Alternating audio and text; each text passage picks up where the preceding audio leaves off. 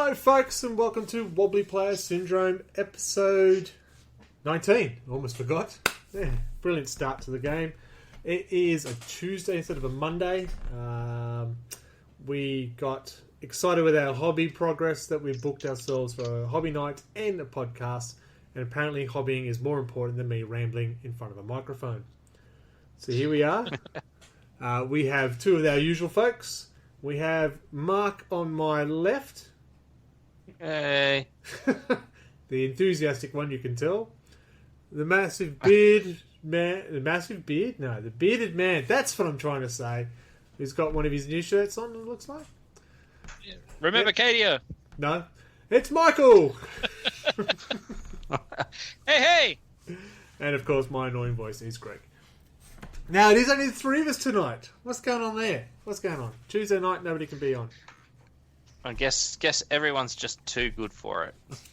You're saying we're scraping the barrel, that's why we're here? Careful. This is my break night. This is break night. Well, this episode is... we sort of hinted at it last episode on the our slow grow events and other events we've had. I just realised there's a big fingerprint on my glasses, which is really useful for the podcast listeners. I can't see. That we're talking about organised events. For us, it's the do's and don'ts of disorganised events, because we're really good at stuff like that. Actually, this year is probably the first year I've stepped away from trying to organise anything more than any other year, and look how well it's gone.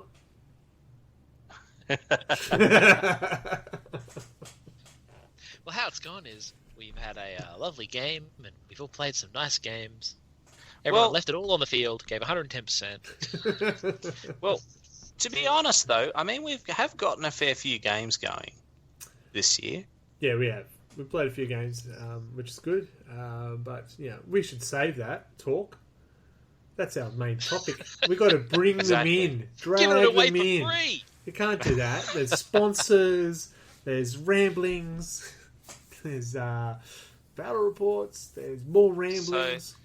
So why don't we start with our new stuff? All right. New stuff. Hey, Michael, what's new? Yeah. Well, actually, I was surprised by how little stuff there was this month. I felt like there was more, but then there wasn't. So first up, probably the weirdest one, Aeronautica Imperialis. Yeah, that's snuck up. Are you guys interested in that? Yes, I am, because I really enjoyed Wings of Glory, and I thought, ooh, a 40k version? That could get me. I sort of saw it, and I was like, so what, is this like the Speed Freaks, but like aeroplanes, or... Yes. I mean, for a change of pace, I haven't actually bought this one yet. It's just because I'm like, no one I know is going to play that. And for the podcasters, I got my hand up. So... that actually got me interested. And then I started reading the rules, and going, okay, you seem to have made it more complicated than it really needed to be. Good. Are you familiar with Games Workshop? Well, have you seen the new coming soon? Is the new pocket-sized rulebook? Pocket-sized rulebook? Yeah, the condensed version, basically without all the fluff. I just hope that they actually update it with like all the latest erratas? chapter approved and that, because man. I get the impression that this will just be like the 8 pages from the version main would book be at the cool. moment. Man, if they release like a 7th edition starter set sized rulebook that includes all of the up-to-date errata and stuff for the main rules and changes to detachments, and all of that bullshit has come through over the FAQs and chapter approved, I will bust so many nuts. It'll be like a fucking macadamia tree in here. No, it'd be good. Yeah, but if they don't, then it's just like, why bother? Yeah, if it's just going to be like, here's those fucking couple of pages from the other book in a pamphlet, that's a waste of everyone's time. Well, it's a book, so it's no pop-ups, which could be actually exciting. Well, I mean, if it's going to be a book and it's supposed to be like all rules, then surely they've put all the extra stuff in there. Well, I just thought if they made the electronic book, that's where they should be putting it, so the electronic book can be updated on a regular basis. Just, type, upload. True, but then you don't have a physical book. And how can you throw the book at someone if it's a I'll tablet? throw my freaking laptop at him, that's how. Yeah, but then you don't buy a new laptop. Like iPad. I'll throw their Gen laptop 1. at them, that's how. Whack! I carve all my FAQs from slate so that I can really throw the fucking book at you. That's it.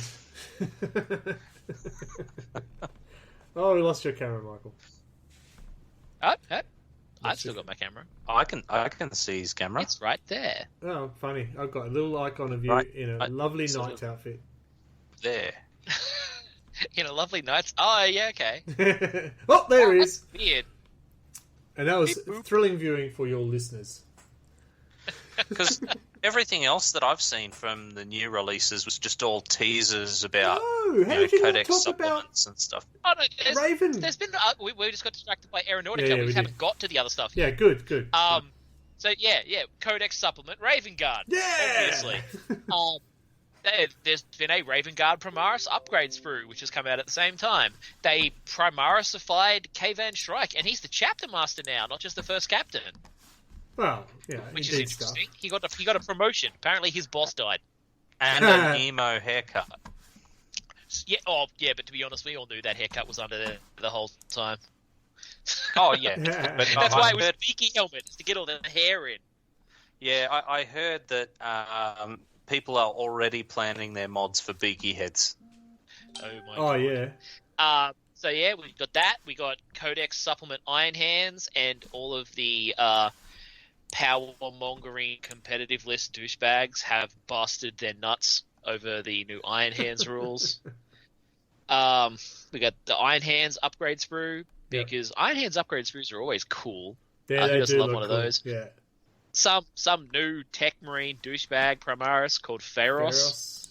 Yeah. Did he used to be a character, or is he new? I feel like he's new. I don't know. I feel he's new too, because I'm not familiar. But I'm not familiar very well with the Iron Hands.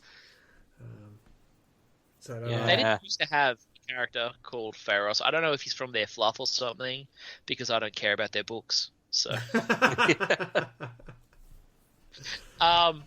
poor Iron Hands. I have an Iron Hands army. It's just not very big.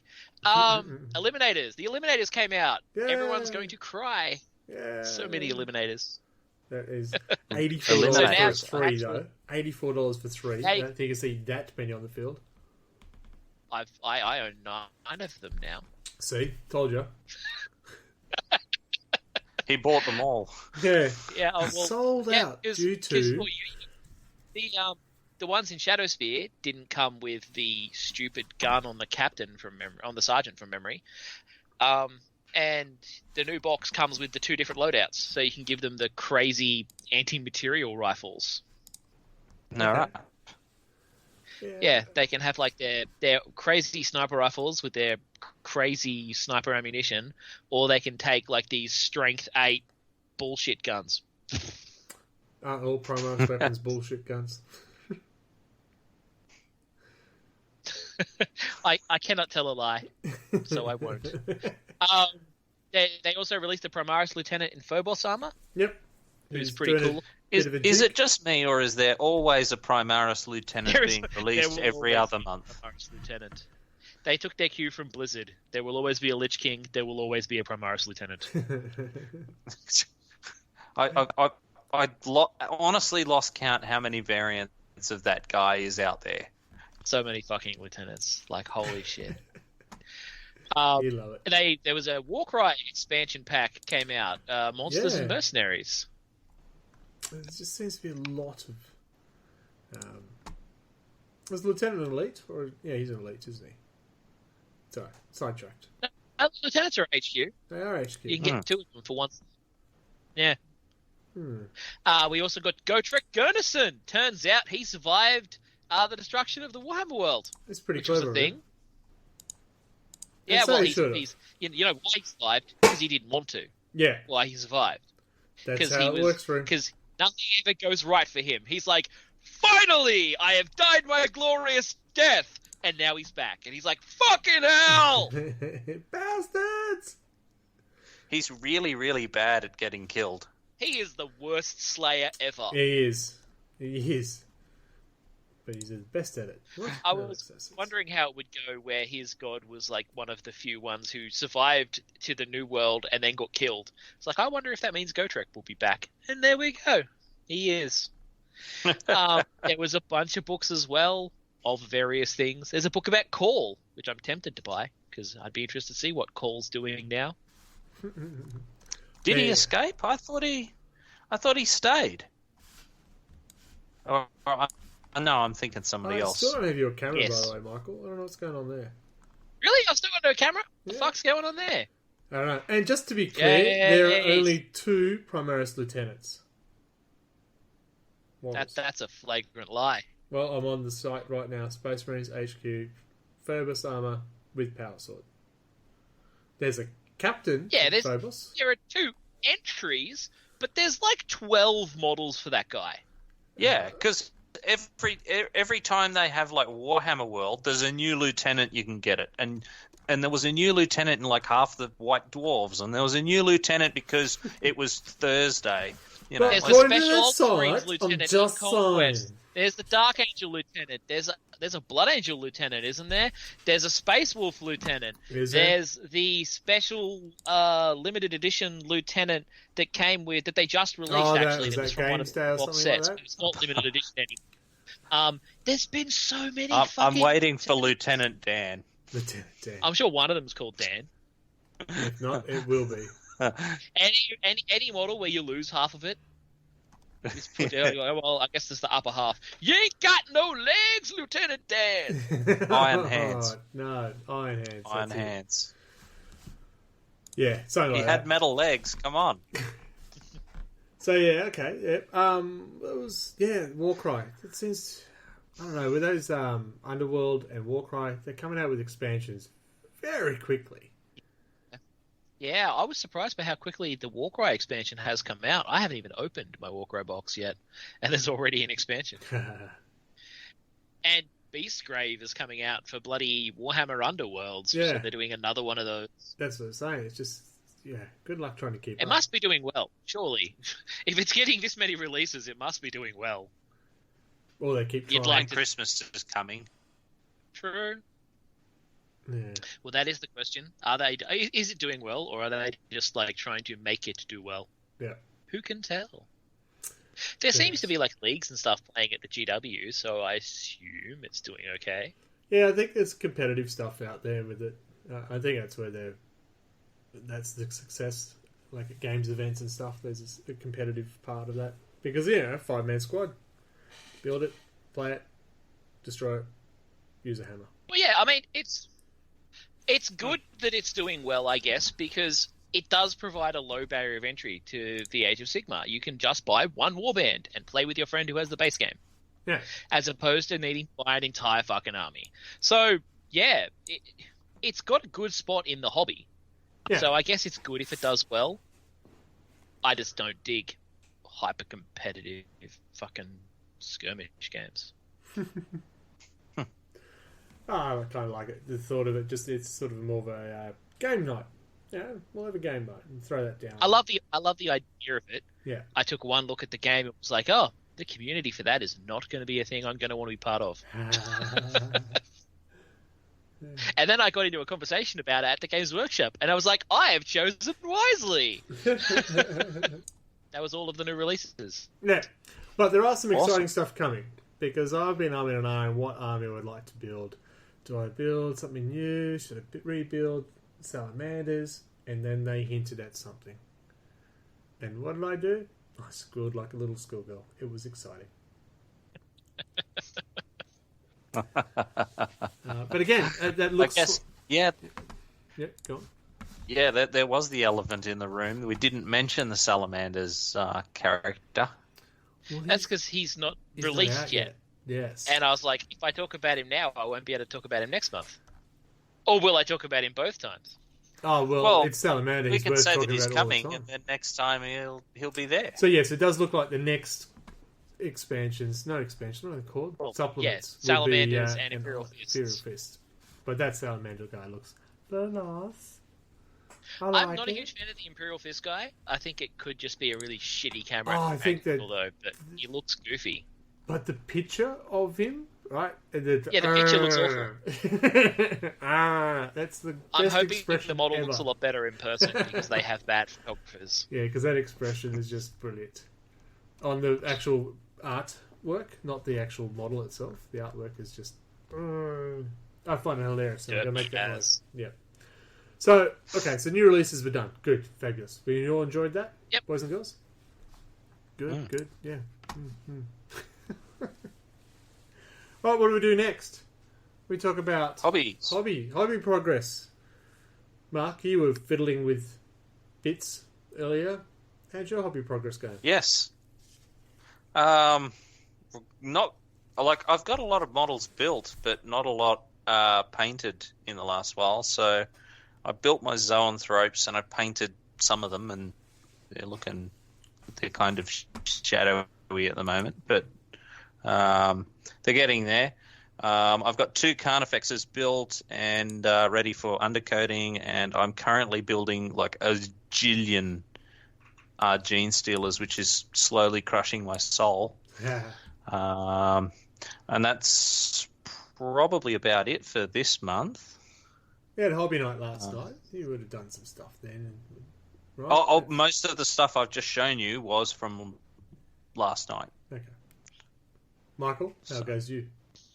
Because you've been the only one who's actually regularly updating our site with the progress you're doing. Yes, I have been trying to go out of my way to take regular pictures and put them up there. This month I've nearly finished the second Goliath truck, so I already did the first one, did the squad for that first Goliath truck earlier on, probably halfway through the fucking big unit of shotgunners that I've got, and I'm looking forward to next month's allotment of models, which is a single Lehman Russ and a Primus. So that'll be much easier to paint. Nice. Are we on? Okay, Are we back? We are back and live, and as soon as I went live, guess what? Oh no, I've still Cameras went away. No, I have you back. Technical issues is every episode. Welcome back to me. You should just reboot your computer every time we do this. I don't know what's going on there. But brilliant stuff. You need to find yourself some kind of tech adept and just keep them under the table. Yeah. What's going on there? Well, that would be a different type of podcast. Yeah. Pretty sure that's a terms and conditions breach on Twitch. Yeah, we don't need to do that. Well, only if it's on camera. Yeah. So you keep talking while I do some editing.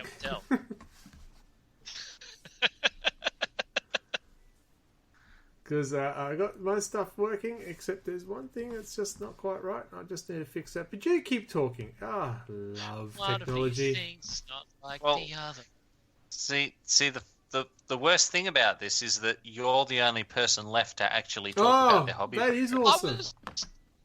I think, was I finished talking? I wasn't sure. Are we discussing? No, Slowgrow's battles will be in the battle report section. Yeah. So we we're can not talk up to about that your yet. modelling of your Slowgrow. Yes. If you're doing any more models other than your Lehman Russ, etc. after that. Well, I mean, I've been building like Space Marine Scouts, and I bought the Eliminators, and I still haven't built the other tactical Scout Dreadnought that I got. Got a lot of Primaris Marines that I want to build. But yeah. Hey, we're also going to be talking about the tag tourney, aren't we? In battle reports. We will be. Yeah, although I didn't need to build any new models for that. Although I was trying to get my frickin' Inceptors to go together properly. Those bloody flight stands. They are the worst flight stands Games Workshop has ever produced. I hate them so much. Which actually reminds me about the hideous of the Carnifex model, like getting the legs on those stupid things to sit flat and actually attach to a base. I guess they are a bit of a pain. So I've stopped fiddling. I've got like 4 of those bloody things now. Stop fiddling, and I've had a drink from our sponsor, Capital Brewery. So how about you, Greg? What have you done this month? I actually had a hobby progress. Yeah! Yay! Oh, that was it. No. Look, I did. There was a lot more building than painting, but I did add some Drakari Scourges, which who did I play against? Steve Parker, the other one. And he found out how much they're fun. 4 Haywire Blasters that do mortal wounds if I roll a 4 when I roll a wound, whether it wounds you or not. Oof. Yeah, and I rolled 3 6s, which is the 3 mortal wounds plus the wounds they do. They were fun. That sounds pretty rough. Yeah. Michael, I got you next. Haywire. Yeah. Yeah, but it works in vehicles. Joke's on you. Yeah. I don't rely too hard on the vehicles. So. Well, yeah, we'll go into the slow grow stuff. So I built them. I built some more witches, some more venom, and I'm actually ahead of schedule in the building phase of the slow grow. I've got a raider to build next, and then the last month's worth of stuff to build, which is good. And I actually got some painting done. I've joined in the hobby progress last night, and oh my god.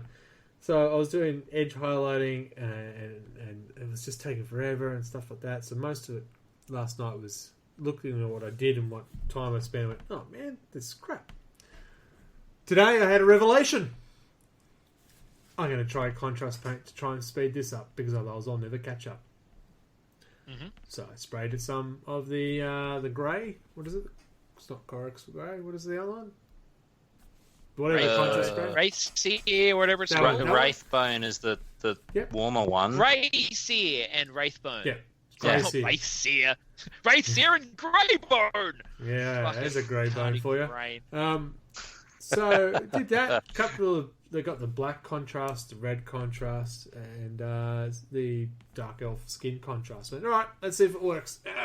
And with less than an hour, I had 5 models looking pretty smick. I went, holy crap, that's so much easier. Oh, I gotta get these painted. And they look decent too. I'm totally hitting all these gene stealers with contrast, because otherwise I will be painting forever. Yeah. The vehicles will still need to be painted as normal because there's too many flat surfaces. But foot troops, they're just going to be smashed out with the contrast. And hopefully, when I play you, Michael, I'll actually have all my infantry painted. Nice. Yeah. Don't rush me. Congratulations. What is it? 3 weeks? 2 weeks? Tomorrow? Fuck. Yeah, so that's my hobby progress. I might have a fully painted army by then, yeah. Yeah. I ran out of magnets, so I've got one Venom that doesn't have a stand or guns at the moment. Ah, god dang it! So, Trick is not using magnets at all. there's too many flyers. They need them because on off. On off. It's good. So that was my hobby progress. I had stuff to input for this month. It was very exciting. I might need a moment. I need to calm down.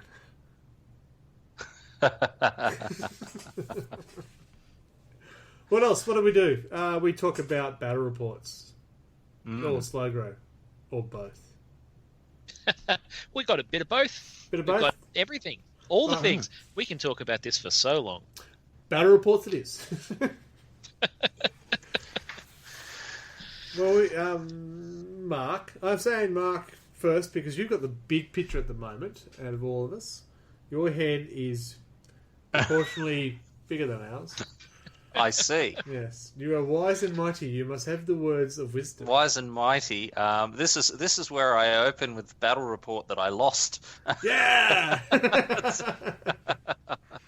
So that was round 6 of the slow grow. Now explain what the slow grow scenario was this time, because it was different. So we had this. We had a scenario where there's like a sun marker, and whoever's closest to it gets mortal wounds, and anyone shooting towards the sun gets like hit penalties and stuff.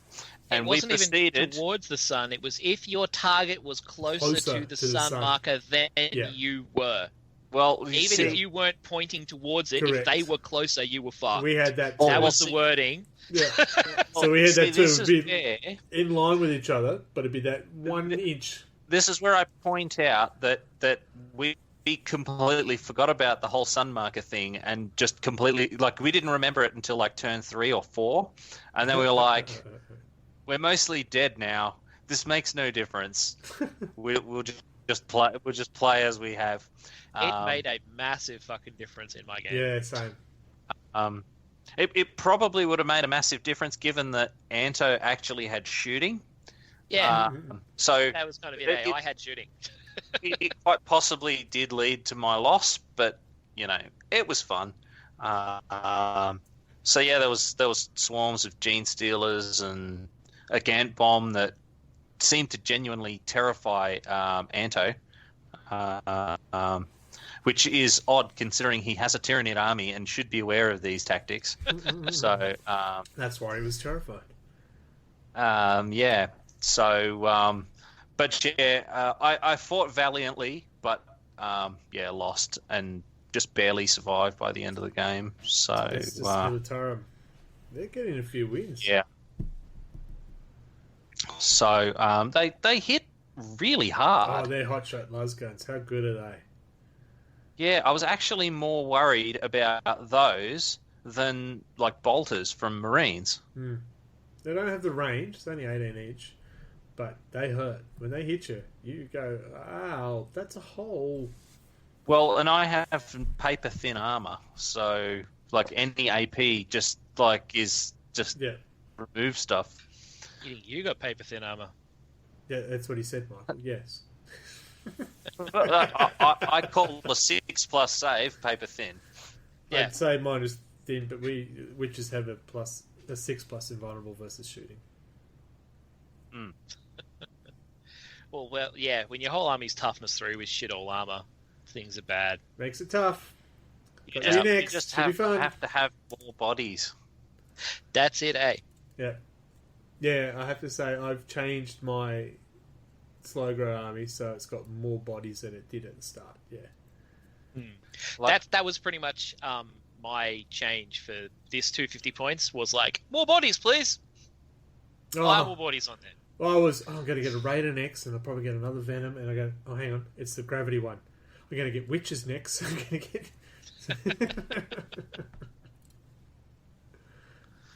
Yeah. So that's my game. How about you guys? Well, you pick one. Pick one! All right, fine. So my Slowgrow game, actually, it started off really well for me because there was 5 objectives, 1 in each deployment zone, and the other 3 were in the middle. And at the start of the game, you rolled to see how much they were worth, and mine rolled a 6, and none of the other objectives rolled a 6. So I was like, well, I just have to hold this, and then you're fucked. So I pretty much was like, I'm going to hold this, and you're fucked. That was kind of how the game went. Oh, dear. The Sun play a part at all? The Sun was an absolute pain in the ass because a lot of the time I'm hitting on like 5s anyway. Yeah. So then I was hitting on 6s. Good times. I kept joking at the start of the game that my trucks that my guys use as transports are basically orcs. And then I spent a lot of time needing 6s to hit as well. So I was like, it turns out we just are orcs. Well, yeah, purple orcs are sneaky. So. Yeah, well, we were orange, but yeah. No. But yeah, like, it just didn't go well for him because he was demon, so he didn't have a lot of shooting, so he was running down the length of the table to get to me, and I was just like, well, I've got a bunch of guns. I'm not going to run to you. I'm just going to shoot you. Yeah. And I shot him a lot. Yeah, when I played that demon army, I didn't realise how much the screamers eat your face, and I just charged him, rapid fire. And you're going, why aren't you shooting at me when I charge you? I don't understand. I don't have any shooting. Oh, this should be a quick game. Yes. Am I playing, Paul? Please? I'm not. That's not fair. Oh, so now you want to extend it to December? No. There was a lot of luck around. I'll just but... call him out. Yeah, it was a hell of a game. Like, I just had some good luck, and then I just really capitalized on that good luck. Yeah. And that kind of was the game. Fair enough. Well, my Sluggo game was against Marines, which I thought it's always Marines. Ultramarines. I thought, it's going to hurt because a whole lot of witches with no AP weapons that are strength. Well, actually, because they are poisoned, it was always going to be a 4+, so I was hoping it didn't have many vehicles. Because that was stuffed me. I had the sun start in my deployment, which hit my jet. I can't think what it's called. It's not the bomber. The other one. The jet. And hit it for D3 mortal wounds. Okay, that would be 3 mortal wounds. Awesome. The jet flew off into the distance, and the sun came back and hit the same corner and did another D3 wounds on the frickin' jet. It moved again. And guess where the sun went? That's right. Oh, you got a victory point. Did you get a victory point? For No, the it didn't die. jet? It was on one victory. Oh. One wound. By the end of the game, it was on I one was wondering wound. if anyone would score that. Hey, well, think of it this way, though. He's technically following proper fighter tactics by always having the sun sun is behind him. Having back, the sun yeah. at his back. True. It's just hard when there's 4 suns. You got to put in real effort It was to Yeah. keep the sun to your yeah. back. For one more turn, I would have flown over, and the sun would have followed. But I had the advantage of I was always basically had the sun behind me, so I survived longer than I probably should against Primaris Marines when I've got no armor. 6+ invulnerable sounds great, except when it doesn't. Yeah. Well, having that 2-hit penalty really does make a difference. Oh, yeah. Because my Hive Tyrant he absorbed insane amounts of firepower from the Militarum. Yeah. And, well, here, like... the Phobos armor. I think it's the Phobos one. That's the -1 to hit anyway. So it became a -2 to hit. And so, I was having to roll 6s at times and stuff to try and hit them. And then, 4 to wound. Yeah, no AP. Excellent. Yeah. It hurts. It's the witches are an unforgiving army. But, we'll keep going. So I didn't win that game. I actually only lost by 2 points in the end because I captured. There was one marker that was worth 6. So I went, "Yep, I'm sitting on this. Move me, bitch!" And they tried. I only won by 3 points because I tabled him. I almost got tabled. I was going, "Kill my fighter, please," because then I could just go run at you. Kill me! Kill me! I need the points. I'm right here. Kill me! Come on, Do it! do it. So that was a slow grow, another loss. But apparently, you'll talk about the tables later, which the point system is just screwy. But I'll benefit, so I'll be quiet. But we did have another tournament as well, which was the kind of the one of the reasons why we're bringing this tournament things up, which is the 2-up tourney. So 2v2, 1,000 points each army, so 2,000 point battles. We had to play 2 games in one afternoon.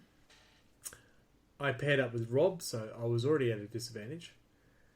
Time management is not his skill.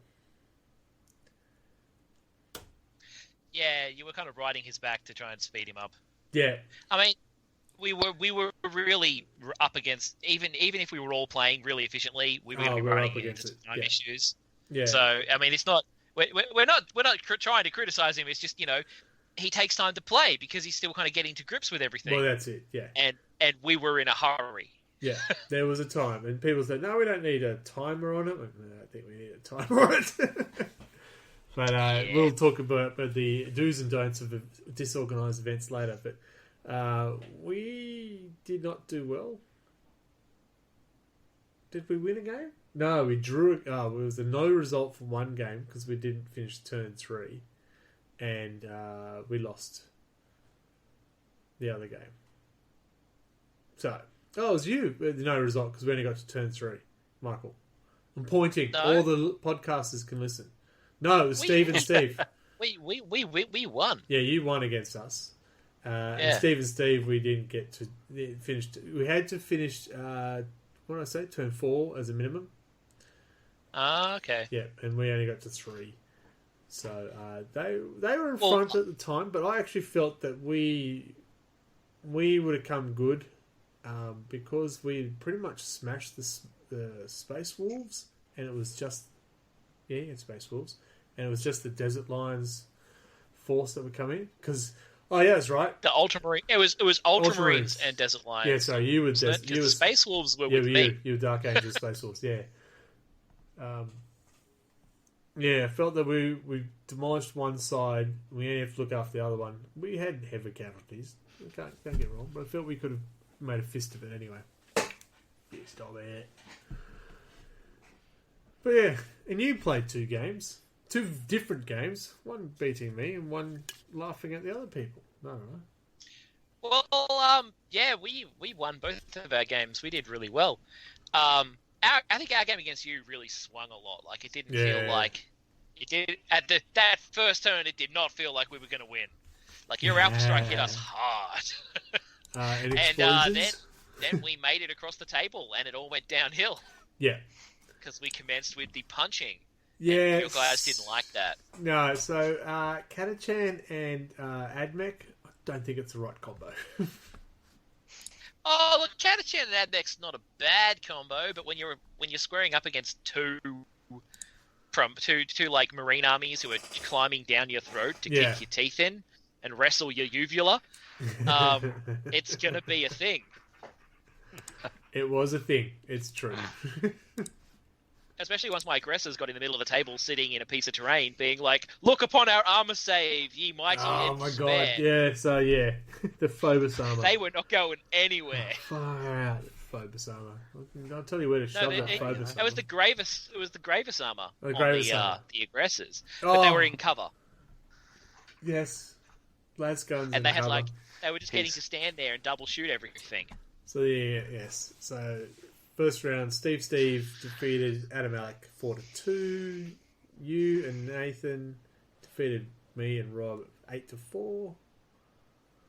Oh, okay. So then you play? Yeah, you played Adam Alec next. Played Orcs and Blood Angels. Yeah, pretty close game. Looking at the score there. Yeah, super close. It was a mere 26-4 or something. 23-4. 23-4. I know it's hard. You lose track. Well, that's what I'm saying. Yeah, because it was kill. It was kill points. Yeah. So we were just like cranking, just chomp. Nice. And we didn't lose much. No, well, I learnt some stuff. That's the first tournament style I've organised, and I've learnt a lot, which we'll talk about after the ad break. In the meantime, quick ladder update on the slow grow. Put him on the spot. Yeah! Where are we? Here we go. The update is watering the ladder and hoping the sun comes out. Yeah. So if I go off the points from it's all that counts. without like just the game points, it actually puts you at the top, Greg, and then Steve Parker, and then we got Michael, who's only won one game. One win. It's a weird system. Anto, and then we've got Adam in rounding out in 5th. But it gets wins? weirder. So actual wins, we've got Steve Parker at the top with 5 wins. We got Matt Stevenson 4 wins. Definitely. Anto with 4 wins. You and me are equal on 3 wins, and Nathan as well. Oh, Nathan's got... What is Nathan doing? I forgot. Space Wolves. He was using his Slugger army in the 2-up tourney. Yep. So yeah. I mean, we've still got 2 games to play. Some of which I think are happening on the weekend and surrounds. But what about the full points? Well, they're not good. They're not good. The full points. All right. So Greg is still number 1 with the full points with the hobby, followed by Michael. So I'm nipping there. Games. Followed by me. Hobby night. I don't know how the heck I'm in 5th when I even had the bye penalty. on one of my games. So how the heck I'm up there? It is a weird system which we'll talk about very soon. Yeah. There will be much ranting. I just love that I'm contesting for first and the wooden spoon. It's an effort in itself. Yeah, it's a weird world. All right, cool. We'll have a quick break and then we'll get into the do's and don'ts of disorganized events. Need your board game fix? What about a new family game to entertain the kids? Head over to Rollers Board Games at rollersboardgames.com and look them up on Facebook. Board games, card games, party games, you name it, we've got it. And if we don't, we'll do our best to get it. Rollers Board Games.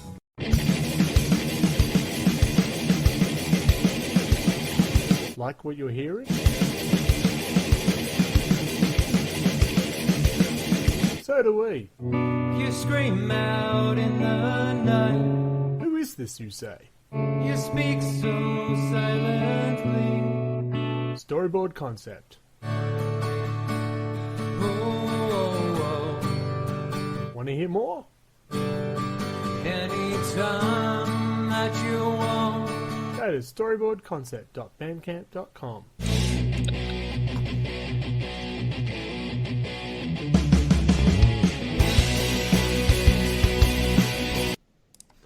And we are back, and as soon as we got back, Michael's camera dropped out. Yeah! That's awesome. That is awesome. Fantastic. How did I fix it last time? That's right. I left the conversation. So, damn it. Oh, no, you're back. So don't touch your dial. Do not move. Welcome back. Yeah. So I did mention earlier that we are going to get some more images and some more artwork from Sam from Rollers Board Games. So we really appreciate that when he comes and get those done. We're good because we'll get more graphics for our battle reports for our YouTube channel, basically, which we need to pick up because it's been a bit slack. So it will be good, and that will happen when he feels like it.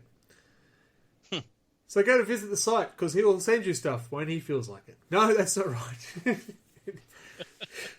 It is good. We had a game night the other night. It was very good. Thank you.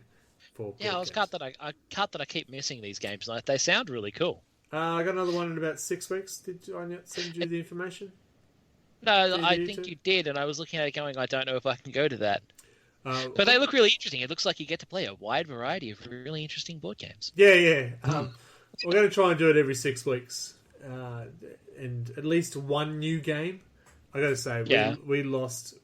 There was a few beverages from our sponsors drunk. And then the last game of the night was Cards Against Humanity, and there were people in tears. My hand was up. In a good way? Oh, my God. Oh, I haven't laughed that hard for a very long time. Even the sober person had lost it. Anyway, that's not why we're here. We are here to discuss this monthly's topic: do's and don'ts of disorganized events. How's that? So where do we start? Okay, so the reason this came up is because we're going through a slugger at the moment. And we got these weird scenarios, and you've just heard the ladder variations of people who are winning games are on top and at the bottom at the same time. So it's a bit weird. We're also at a point that we don't get to play everyone in the competition, so it was raised whether we want to extend to December to fix that.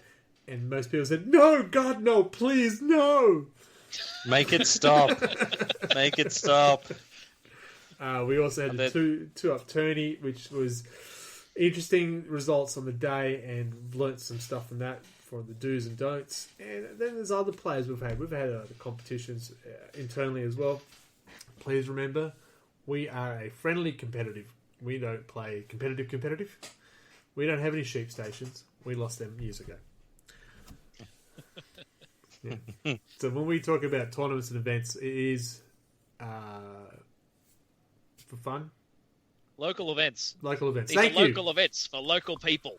Oh, I can't get much more local than me, mate. Aye?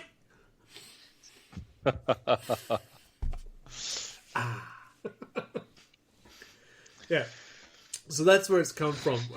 And I believe, Michael's, you've played other competitions before. It would have been good to have Liam or Steve, the other Steve on, because they've played a few events too.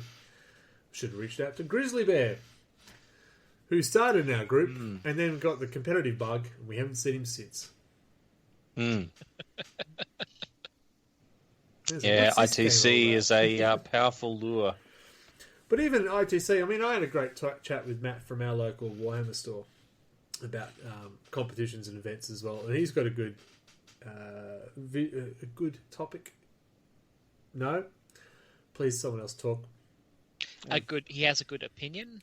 Attitude? You take that back. No, he does. He has a good opinion on what he thinks. I'm sure he has at least well. some good opinions. Yeah, and Matt's good. It's okay, and Matt. even Love the you, latest Matt. White Dwarf, the man himself, Jarvis Johnson, has a couple of opinions on how to run events as well. So it's kind of interesting. So, Mark, would you like to start your rant? I mean, opinion? My rant. So, slow grow. I guess don't try to make there be a prize for everything. The slow grow seems because we've just copied and pasted from our good friends at Jolt there from their slow grow. Oh, is that where it came from? And it was Is that literally where our rules came from? yeah, it was literally and I Lewis's didn't fault. find this out. I didn't find this out. Lewis! till 4 It's rounds in. Lewis's fault. So, well, see, they had theirs, and they were in the and the copy that we got was one that hadn't been play tested or anything like that. yeah, guinea pigs! I've said that several times that it feels like a set of rules that haven't been play tested. So we got to, I think it was round 4, and I had the mission sheet printed out, and one of the staff members walked up to me and said, "Oh, hey, you're playing our slow grow," and I've gone, yes, apparently so. And then he proceeded to give me all these pointers about how to tweak some of the missions and stuff like that. So a lot of the scenarios weren't very play tested. There was a lot of sort of ambiguous rules and things like that.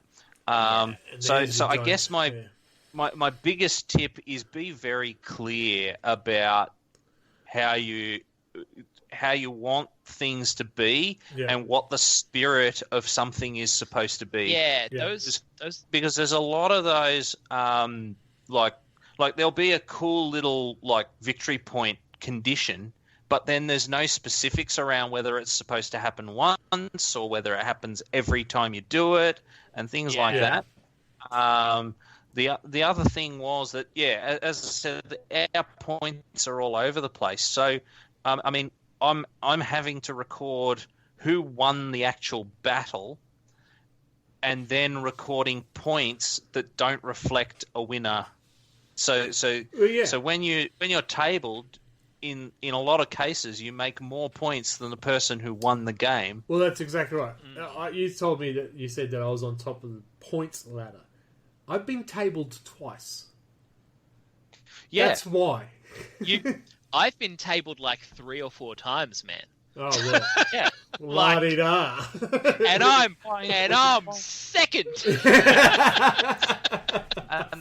and that's exactly right. And the other thing is that we've got points tied to social events and things like that. Now, it's like I like the idea of encouraging, social hobby nights and stuff like that. I mean, I like getting on Skype and, we were on last night, just talking rubbish and getting some models done.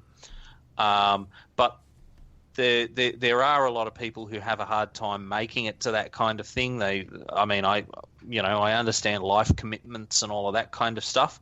And we tried to alleviate that by cycling through which day of the week they all happened, because I think originally when Liam first did it, it was Wednesday every month. Wednesday, Wednesdays, which is both good and bad. You got a Well, set day, well, but it's if really you can't good make if it you're once, free you're not on going to make it Wednesday. ever. Yeah. It's But I'm good never because free it on makes Wednesday. it- yeah, it's good in that the day is more predictable and people can move things around it. So that is a disadvantage of cycling it. It's harder to make sure the day's free. Oh, the But amount of the times the guy- disadvantage of it Oh, being probably not. specific is that if you just can't do that day because of like a work schedule Reasons. or whatever, Yeah. then you just can't do it. Yeah. So there's pros and cons to both sides. Yeah, and so we tried to sort of spread it out so that a wider percentage of people could at least attend one. Yep. But that said, there are guys out there that just have no interest in doing that. Yeah. They do the hobby to get away from people, and they sit in their basement and they're quite happy to paint minis all day converted or whatever. garage, thank you, not basement. Well, you know, Yeah. your hobby space. I mean, I'm on the second floor, for crying out loud. I'm the furthest from a basement you could get.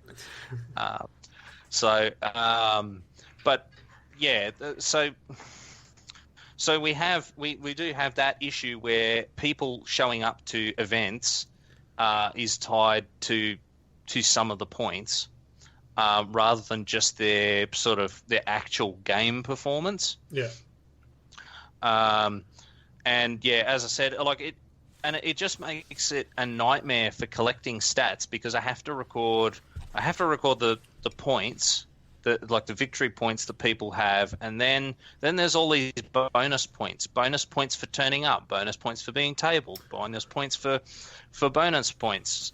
Bonus points for killing your warlord, killing their warlord with your warlord. Bonus points for one of your units being killed by one of your other units. Yeah, explosions and perils, and there's, as I said, the complication there, and then there's also a thing where you rate your game, which is completely subjective, and everyone forgets it. So you have to sit there and do it, and you've always got that one guy who hates every game, just so that the other person doesn't get any points or anything like that. And then you get the other guy who loves every game, so that there's bonus points for everyone. And I just assumed no one's given anyone bonus points. I hadn't noticed that happening.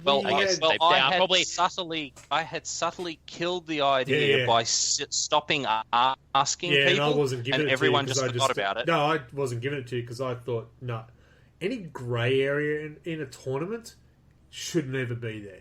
So when you're thinking, if you've got a sore loser, they're never going to give you 4 points. And we had an incident the first round. We had one person penalise the other person because they didn't like how it was played. And we know the person... Last year's winner of the Thumbs Up Award, most team... What was the one? What did Anthony win last year? Sportsmanship Award. Sportsmanship Award. He got penalised for unsportsmanship.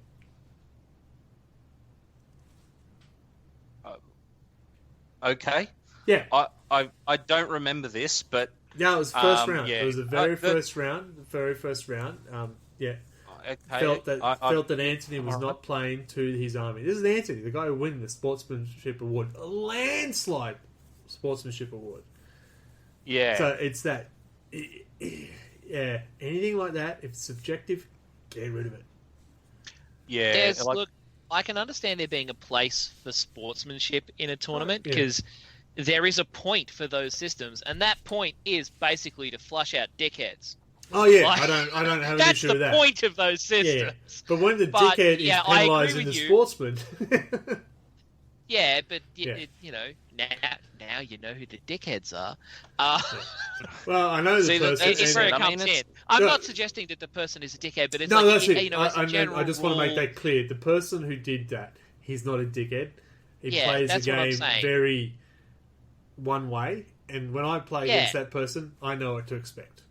Because I know, and if I play a different person, so Adam, for example, you know it's going to be totally opposite because he just doesn't give a shit.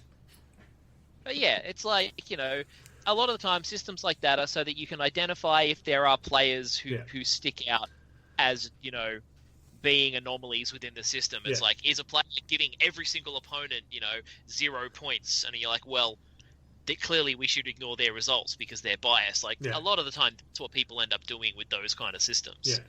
See, Like, you look for outliers.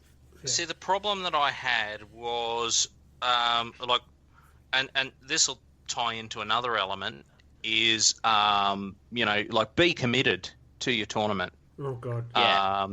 And that was one of the problems that we had with the slow grow is that we were letting Liam organise it all, and then he had to pull out, and because he was time poor, and I don't blame him for any of that. Life gets in the way. That's exactly right.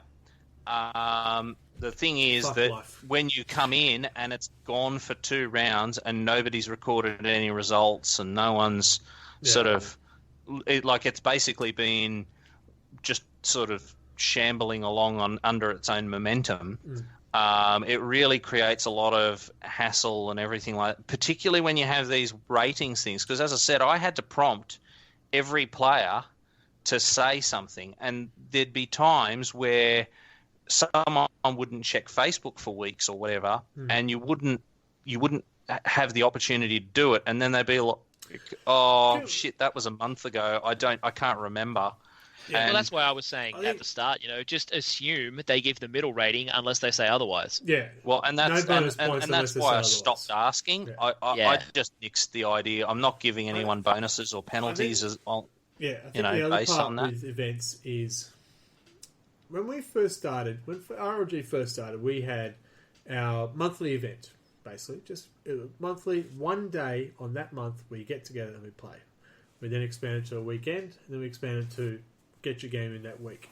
If you're doing a tournament like a slow grow, I really do think you need to commit to a specific time frame because you're still waiting for results for September, aren't you? Yeah.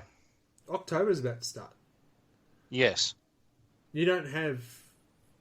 If you can't commit to it, then it's a forfeit. I'm sorry, yes, life gets in the way and it's not your fault, but it needs to... You can't penalise another person or penalise the tournament organiser going, oh, for crying out loud, come on, just get me a result. Again, this goes back to the commit. And I get that life gets in the way, but, again, we're not playing sheep stations. If you can't play, you can't play. Yeah, another problem we've had is I don't even think the system that we're using has a forfeit system. No. Like, do you just get... Because it penalises your opponent as well if you can't play.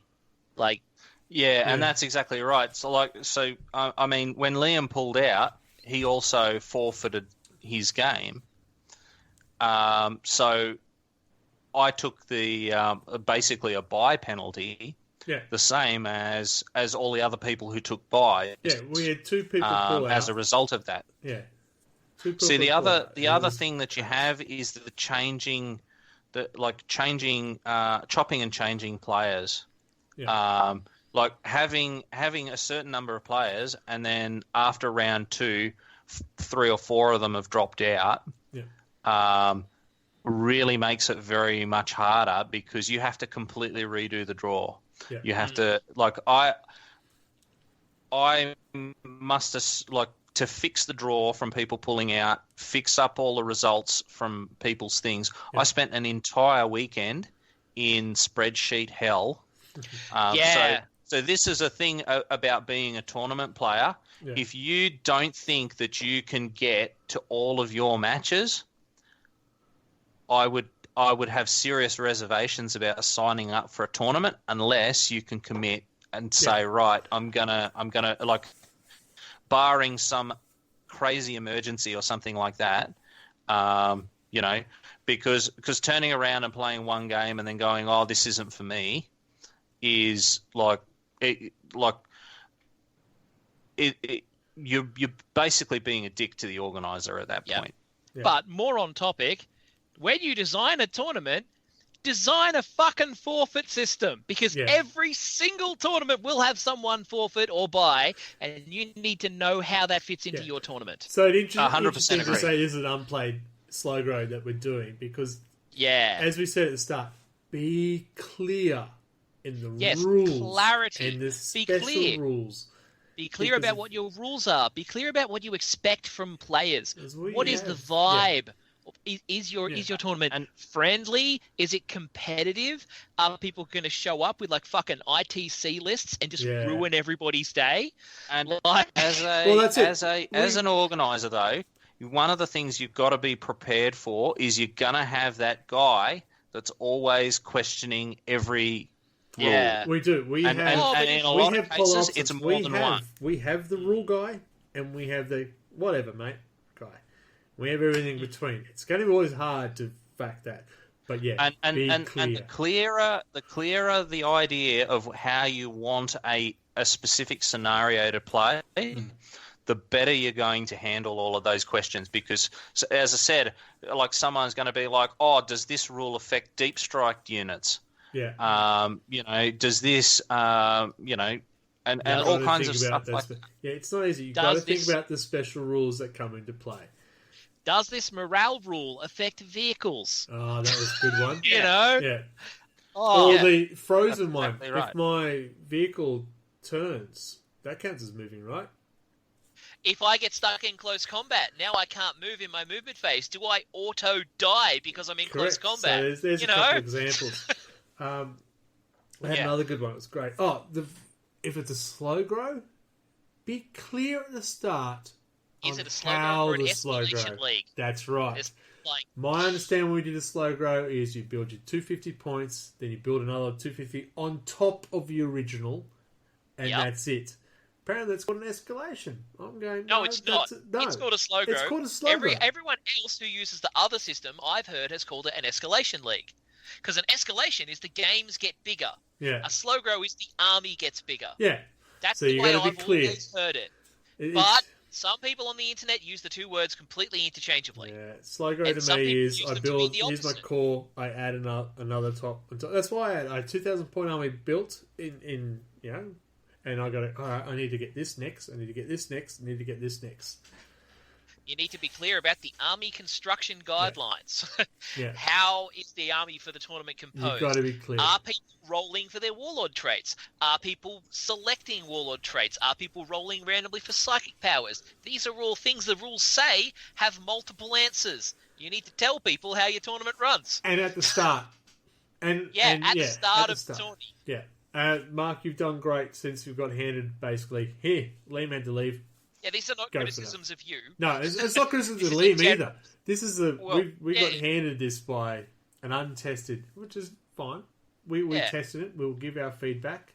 Lewis, hope you're listening.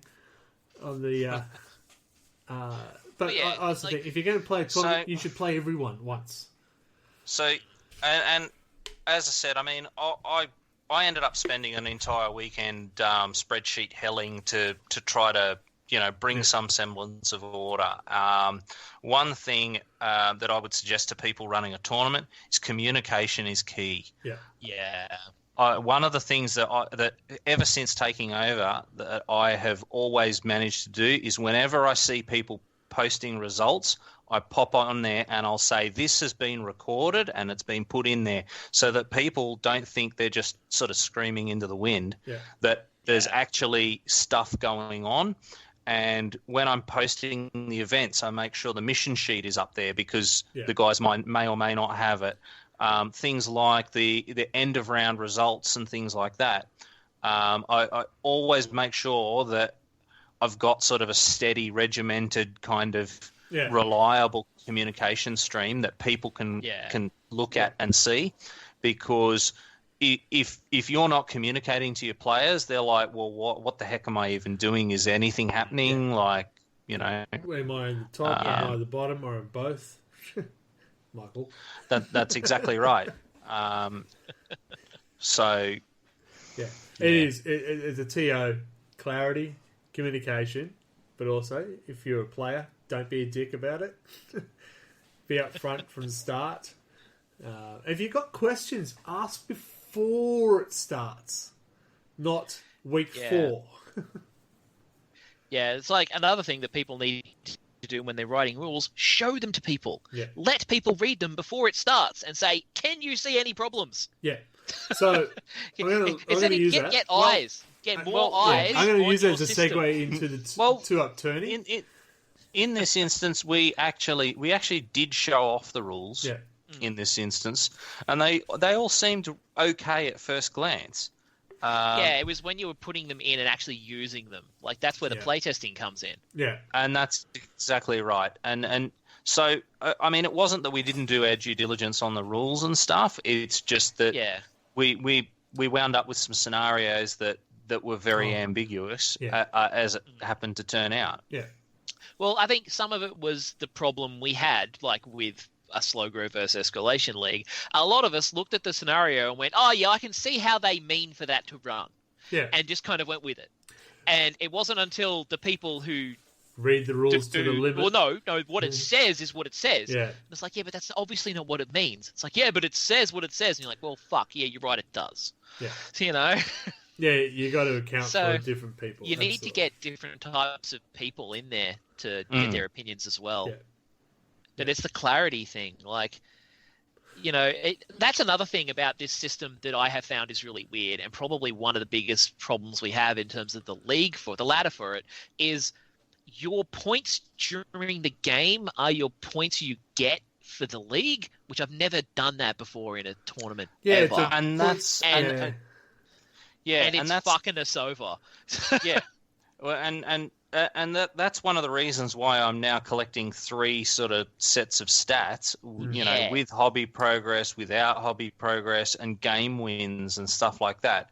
And that's just so that I can say, right, you know, a person who's winning all their games deserves some recognition as far as that is concerned. Because if you come in and you're winning, you know, 5 out of 6 games, and then you're third on the ladder to somebody who's won 1 game, you're like if you like look at the 2-up tourney. If we were doing that by points scored, oh my god, I'd be untouchable now. Yeah, like I'd won 4, without the rest of the games played. No. Because of that fucking 23-4 that I got. It's just crazy. I'd like to go to the 2-up tourney because I'm sick of Mark's voice. I try to put all the rules up. It's the first time I try to organise a proper tournament as opposed to just the ladder command and stuff like that. I try to throw up the rules so everyone can see them right at the front, right at the start. I had questions, try to answer them straight away before the event started. There had to be some changes when it sort of come through, sort of going, because victory points, as you said, victory points shouldn't play a part in the ladder. Yeah. Unless it's a draw between how many wins and loss. That's in my head. Yeah, points for and against is the way football works. Yeah, exactly. Points for and against. It's not you get how many wins, and if there's 2 people on 15 wins, well, let's go points for and against then to try and to separate it. Yeah. Makes sense. So I try to make it that. At the same time, if you're going to play a 2-person tournament per side, 3 hours won't do it per game. Yeah, 2 people working together is hard. Yeah. Yeah. I feel like Nathan and I did well in terms of working together, but we're used to working together. Yeah. And you said I was pushing Rob hard. Fortunately, he still loves me. I was pushing him hard to do it. But then we had other players where Steve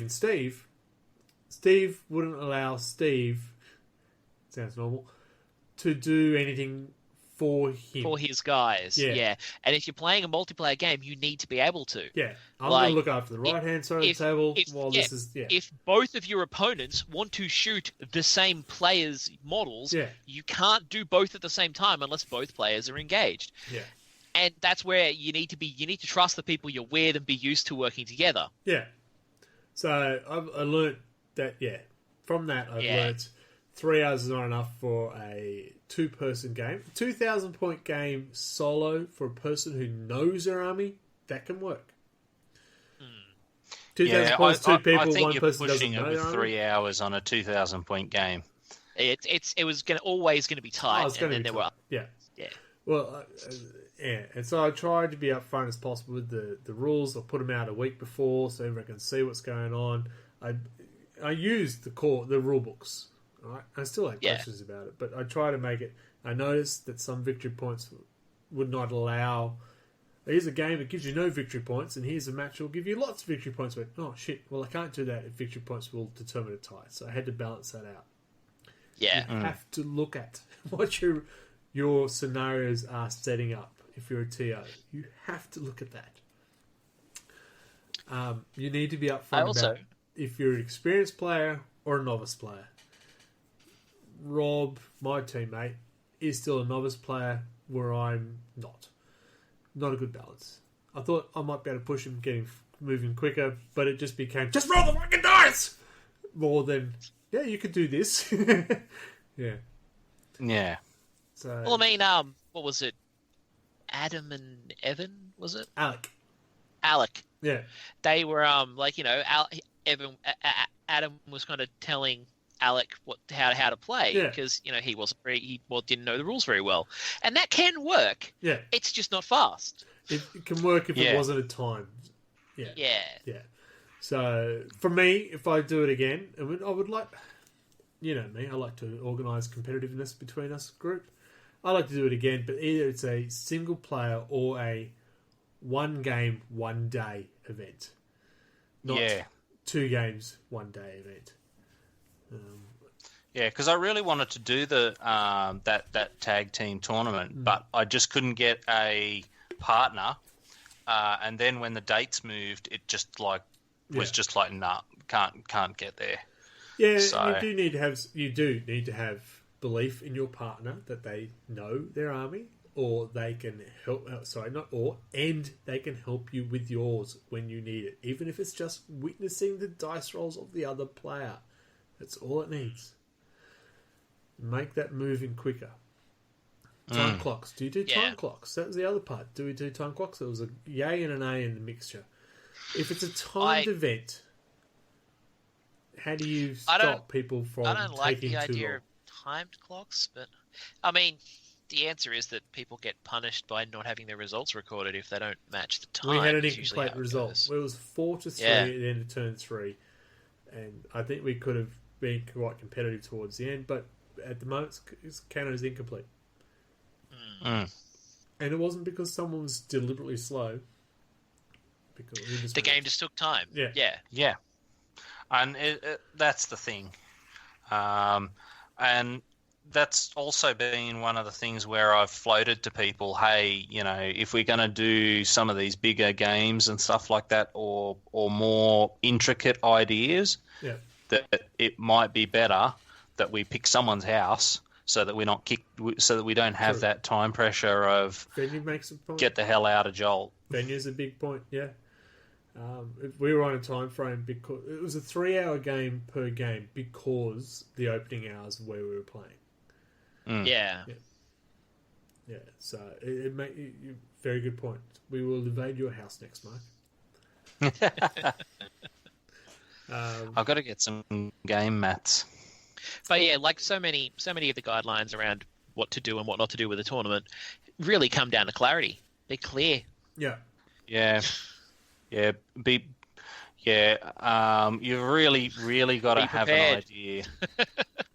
Be prepared. Be a scout. That's right. With the scenarios, you really got to have a vibe that you want for each game, because you're going to like no one can account for every question that anyone is going to ask. So what you need to have is a clear direction in how you want an encounter to feel, so that when that left field question comes in, you go, oh, well, it's obviously going to be this because Okay. Yeah.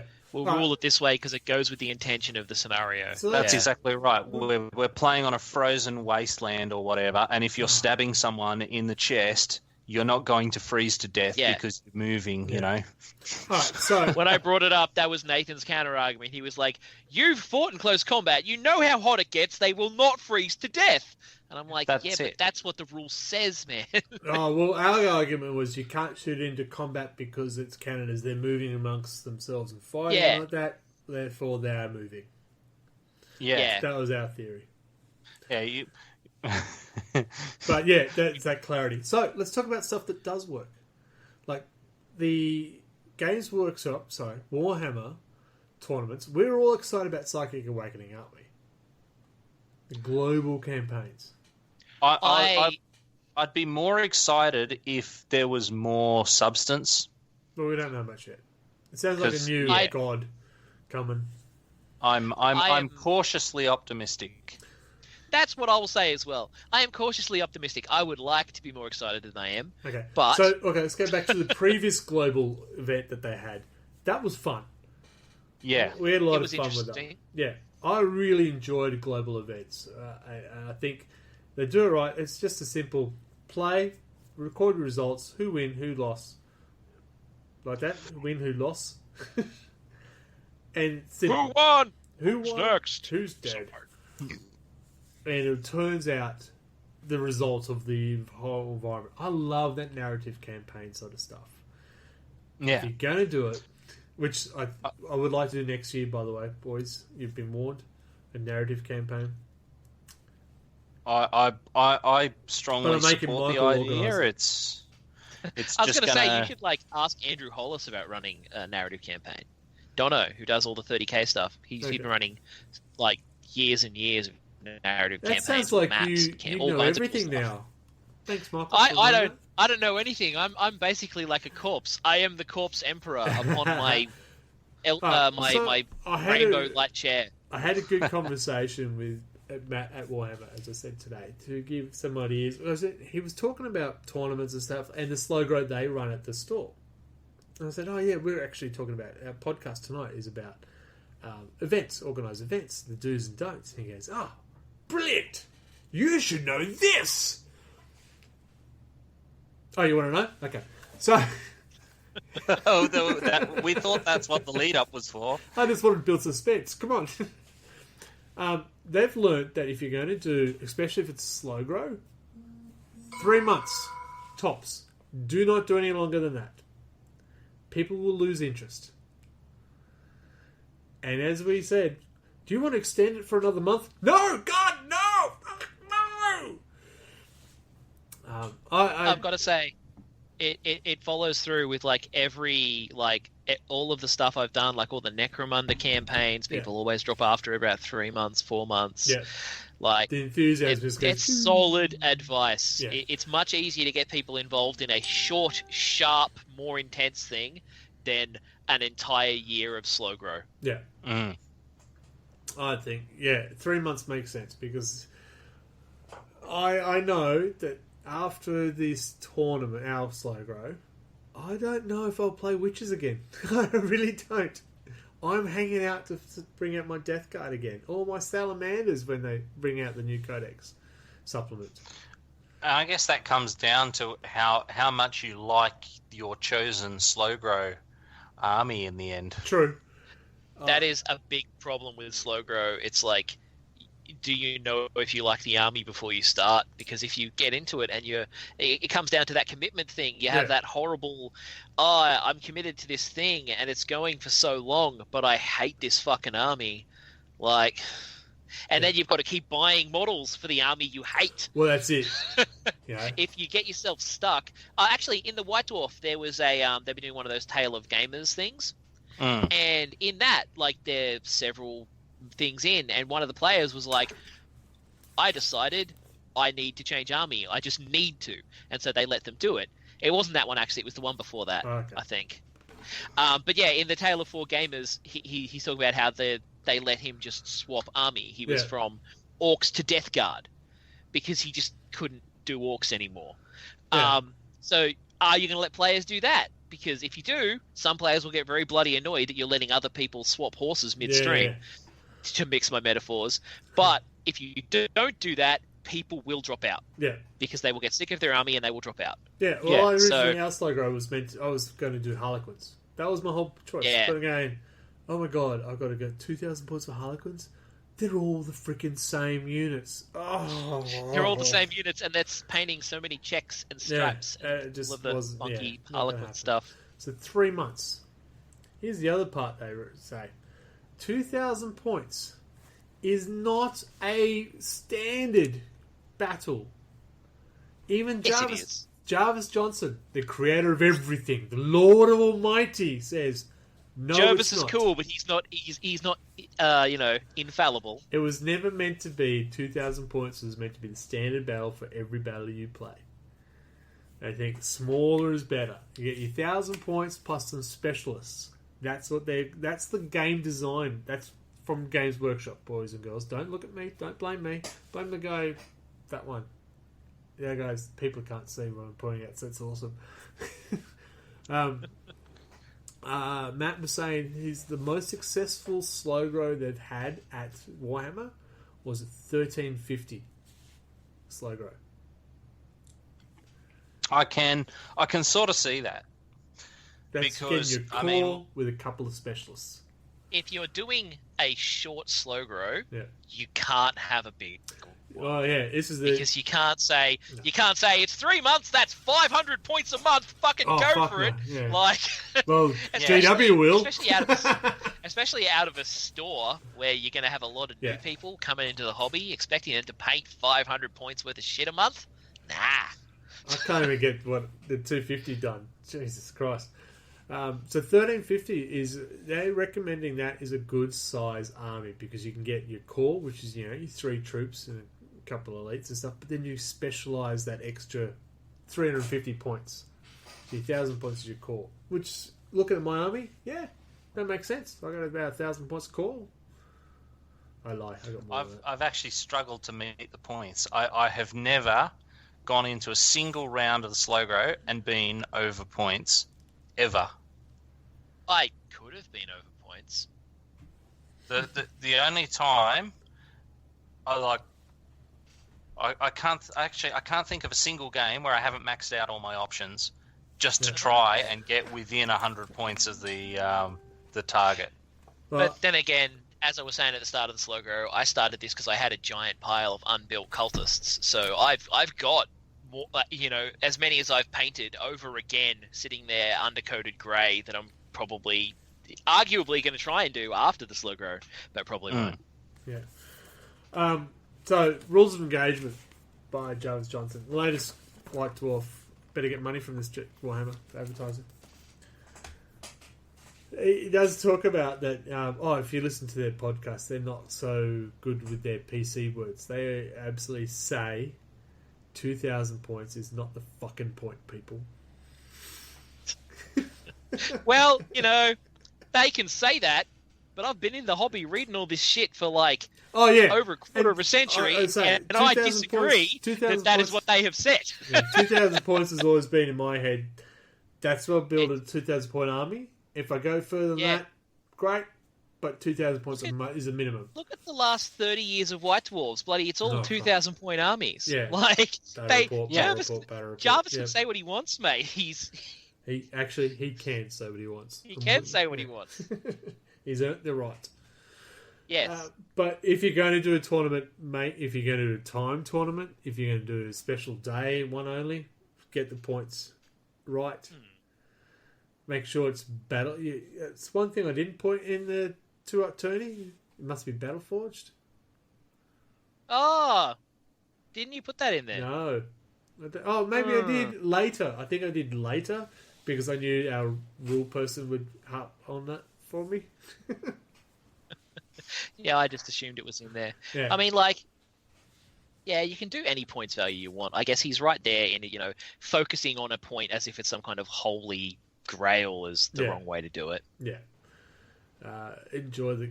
you've got to... Yeah, if you're going to be TO, enjoy it. If you're going to be part of it, enjoy it. Don't make it a job. If it's a job, don't do it. If it's a job, get paid for it or don't do it. Yeah. So do's and don'ts are pretty simple, aren't they? Clarity from the start. Clarity. Put your information out well before it starts so any questions can be answered. Yeah. If you Get ahead of yourself. Get ahead of yourself. Yeah. Record all your results properly. Yeah. That's a big one. And if you're a player, post your bloody results. Don't make the TO have to chase you for your results. Yeah. You know what? I found a lot of like if you're doing a tournament where everyone's there on the same day and they're all going to be knocking it out, like just a little slip where they just tick. Did you get this objective? Yes. So they can kind of to make it easier for them to fill it out in a consistent way, and they just would go around and drop one of those in the middle of each table, and the players fill that out and they collect them all. Yeah. Make it simple for the players. Absolutely. So there's none of that grey area. It's none of that. What do we do now? Yeah. If the sun's there, do I need to shoot because I'm that 1 millimeter closer to him? Even though do the I sun's get an extra point him? if a second unit gets killed by the sun? Yeah. You got to be clear with your rules. If you're not sure, ask. Yeah, ask someone else. Ask. Preferably ask someone who has a different attitude to the rules to what you have. Yeah. Because, if you ask me and Greg, we might give you the same answer. But if you ask a Steve rules or lawyer, Adam, there'd be different answers together. Yeah. See, the other thing is to discuss it among the group because you're all going to have that different point of view, and when someone with a different point of view raises something, then you might change your point of view in response. Yeah. So and you've got to be sort of willing to compromise a little. Well, it's like how the different methods of army. Yep. If you're a TO, should you be in the competition itself? Generally speaking, no. Yeah. Especially if you've got the grey areas. Did you like this person? Well, to be fair, being the tournament organizer and being a player in the tournament hasn't done me any favors. Yeah. Well, I mean, especially in your position because you weren't the tournament organizer. Not originally, no. But I mean, usually you want to not be in it so that, you have less of a perception of favoritism, especially if you're the kind of person who might win it. Yes. Yes, if you're going to be a TO, step back. Yeah. Yeah. Last thing you want to do is win your own tournament and everyone fucking looks at you. I want everyone looking at me. Oh yeah, I that rule was in right from the very start. Yeah. I can't help it, guys. I'm just better than everyone. I can't help if everyone's crap. Come on. Well, it's like I would love to run a Necromunda campaign, but I've won the last 3 I was in. And I'm like, here's 100 bonus victory points if your name is Mark. There's 2 of them. Okay. What you were going to say something, Michael, before I rudely interrupted. I never rudely interrupt. No, I was going to say, for example, the army construction thing where we had different perceptions of how you build armies for the slow crew. Yeah. That didn't come up until one of us mentioned, I feel like some other people keep changing their lists. That was me. And other people were like, yeah, why wouldn't we be able to change our list? Yeah. And then we were both like, because that's not how slow grows work. Yeah. I did. I remember I saw a picture of someone played the previous month, went, okay, that gives me an idea what I need to play against. And then it turned up and went, your arm is completely different. Hang on. Yeah. How does that work? It's like, wait a minute. Yeah. So, yeah. Yeah. Clarity. I guess that comes down to when you're letting people in who either already who already have the army or are prepared to buy 5,000 points of whatever and smash them out. Yeah. Yeah. Look, yeah, you got to be realistic. A 12-month slow grow campaign is an expensive campaign, no matter what army you choose. That's a big ask for everyone to participate in. Especially our last month is actually, instead of the normal 250, it's 500 points. Yeah. I can speak for myself. I'm not going to have the full 2,000 painted by the end. Oh man, I don't have the full. What are we up to? 1250 at the moment. Do you need to borrow some Tyranids? I kind of actually do because I still cannot get Hive Guard.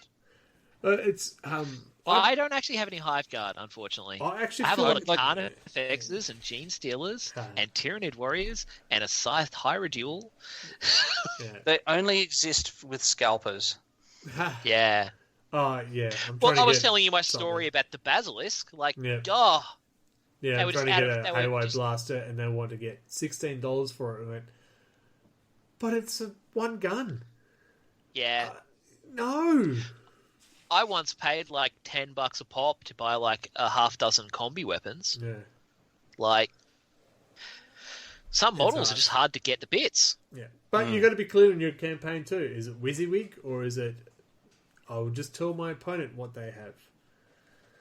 Yep.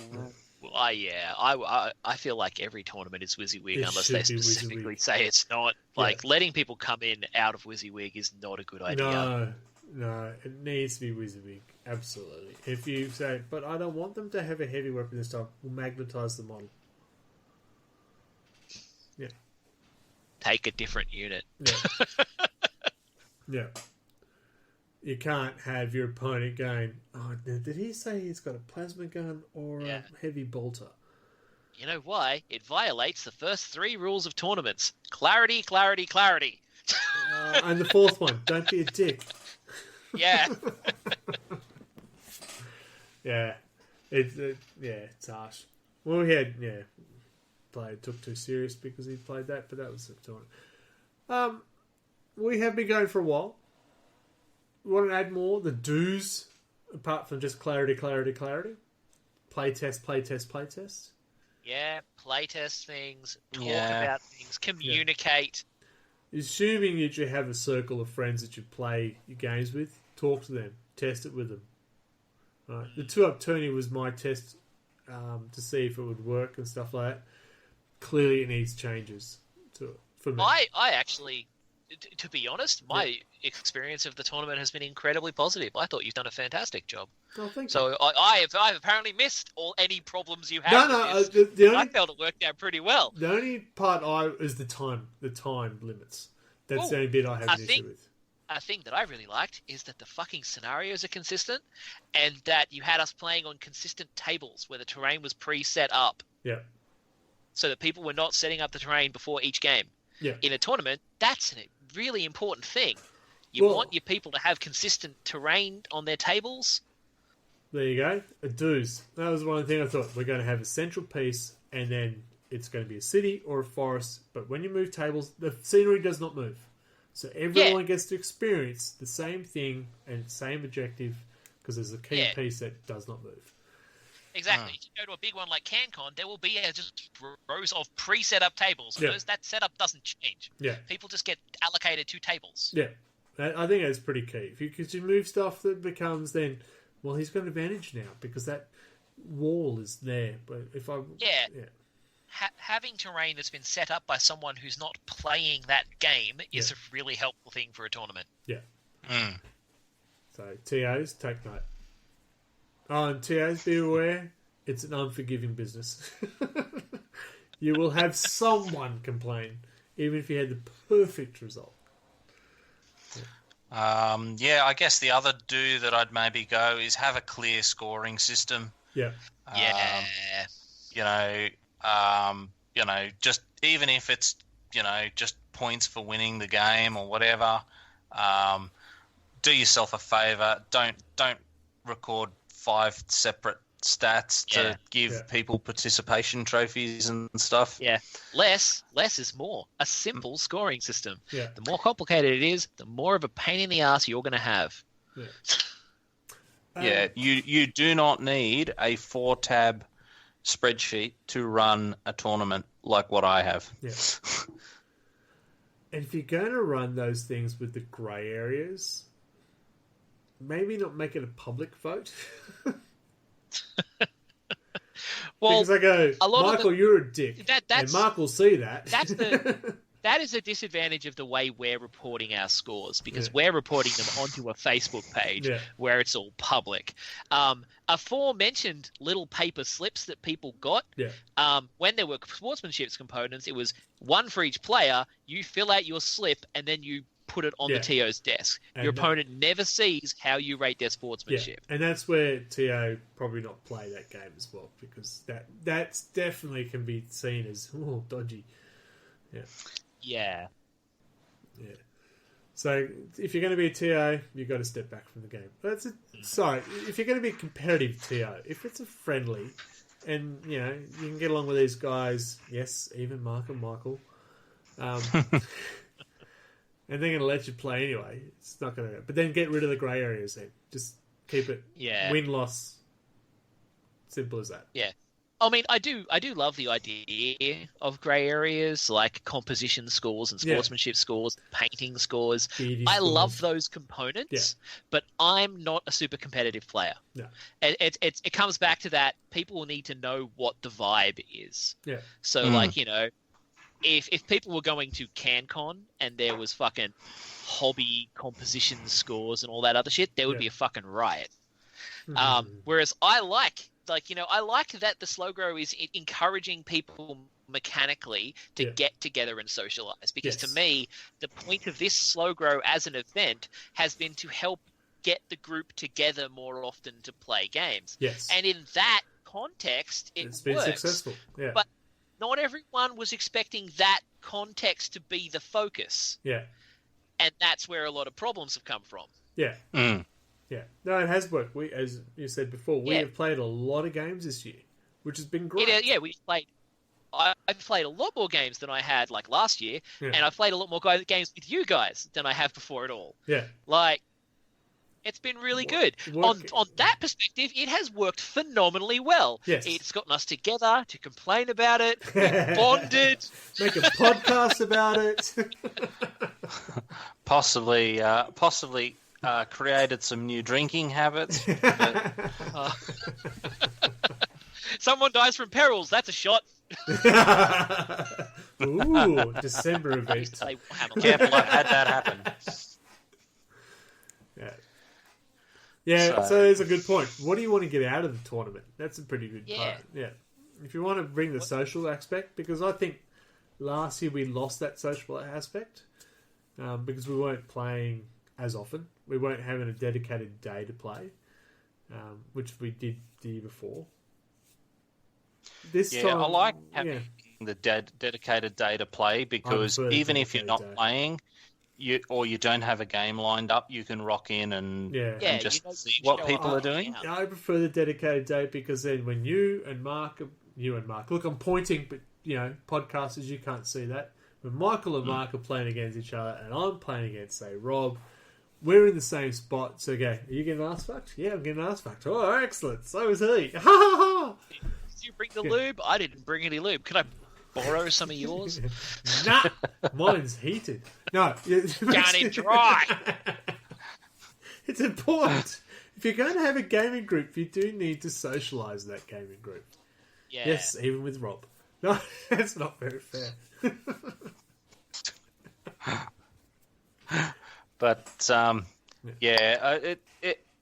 one of the things that I find is that when I'm sort of in the heat of a game, I don't have the chance to sort of step away from the table and just have a look at. You don't have to. The choice is there. If I've got a game, and if I'm 2-up turning and I've got to wait for Rob to make his move, I can go over and talk to Michael. I could also make a pizza and probably build a house, but that's not the point. Maybe I need to play more games with him. Yeah, it was about we're a group. We've got a fairly sizable number in the RLG group. How often do we actually see each other into a group? As a big group, basically, we don't. No, maybe 2 games at a time. The most of us that have been in one spot has been the 2-up tourney. 2-up tourney, or the end of season drinks. Which I missed because children. No, we'll get rid of them. We'll definitely be organising something like that again for the end of the year. Well, actually, it usually winds up being in January because it's Christmas. Hard to organise in January, December. Yeah. So, some months are just a shitter. Yeah. Oh, that's a good point for your TAs. Make sure you got your timing right. Don't do December. Just don't. Yeah, just do not Actually, do December. Even In September. January's pushing it. September because all those Christmas babies. Just most months. Yeah. Maybe every TAs, second month. Yeah, really important. Early in TAs, the year. Just don't. Early in the year is better than later in the year, generally. Yeah. From what I've seen of the tempo of games and things, because over September, August, the amount of games that we had that were 2-3 weeks late. Yeah. I feel like that relates back to the point about the short, sharp 3-month thing. Yeah. Like, that's not so much late in the year; that's late in the tournament. Yeah. Hard to keep that momentum. Yeah. So, what was Matt was saying? He's got 2 tournaments going. It's a 500 to 13. No, was it 5? Basically 1250, and then another tournament sort of overlaps a bit, which goes up to 2,000. So if you wanted to continue from your 1250, you could, but you could also start at 1250 and go on to the 2,000 point army. yeah. So if you've got an existing force, to break that 3-month cycle. So it's 3 months, not for the full 6 months. So you've got to think about that. Think about the attention span of people who are born. I won't finish that because we probably have some people who want to listen to us still. I've had several arguments about that kind of stuff in the last week. Old man yells at cloud. The argument. Well, it's not even just about attention span. Like the longer you drag it on, the more chance there is for life to intrude. Yeah. If you tell me here are these 3 months, here are these 3 dates, are they free? It's much easier for me to give a concrete answer than it is, here are some dates 9 months down the track, will they be free? And I'm like, well, no. You know, maybe my son has a camp that he needs to go to. Maybe shit will happen down the track. Yeah. It's less likely to happen in 3 months. Yeah. Be realistic. All right, we have been going on for 1 hour and 45 minutes. We should probably wrap it up, considering our normal length is an hour. We did the same thing last time, didn't we? We did know this is going to get down to a bit of a rant. That's fine. Fine, Mark. You're welcome. Burn it with fire. Clear messages are clarity, test it, be realistic. What else? Talk about it. Yes, communication is key. Communication. Make it simple. For fuck's sake, make it simple. Don't complicate it, because people will just go, fuck you. About usually 3 months into it. Not the first game, because they'll just go, oh yeah, I'm playing a game. If you need a pivot table, you're doing it wrong. Man, I loved the pivot table back in 2nd edition. Like when you had the turning markers and the templates and... No, I meant an Excel pivot table. Pivot table. Oh, okay. An Excel pivot table. So... if you're going that deep into Excel, your tournament is too complicated. Yeah, very much. All right, folks, we will wrap it up. I think you got the message, right? Or we just rambled? It's your choice. Yeah. Okay, Mark. You like that one? Mark. G'day, Mark. You want to say bye? Good evening, everyone. See you next and I time. will say farewell too, because I want to leave it to the voice who's above me. The voice above me. I hear voices. Oh. Michael, please sign us out. That's all we have time for this month. Join us next month. Actually, I didn't finish talking about what we talked about. We talked about how to do a tournament correctly. There's a lot of things to talk about, but you should probably keep it simple, you stupid. Join us next month for more wobbly adventures.